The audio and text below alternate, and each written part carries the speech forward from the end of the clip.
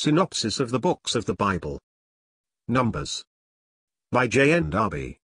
All Scripture is given by inspiration of God, and is profitable for doctrine, for reproof, for correction, for instruction in righteousness, that the man of God may be perfect, truly furnished unto all good works.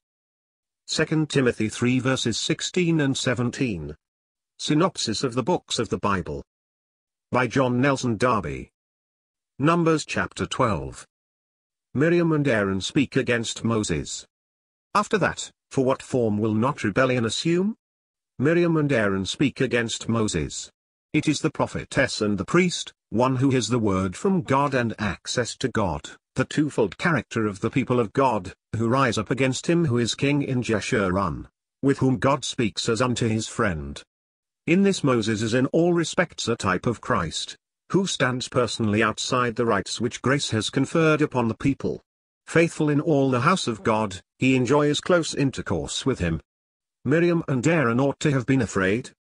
The excuse of the two rebels was, that Moses had taken an Ethiopian woman, a blessed sign for us of the sovereignty of grace which has introduced into the blessing of Christ those who had no right or title to it. The people of God, whatever their privileges, ought to have recognized this sovereignty.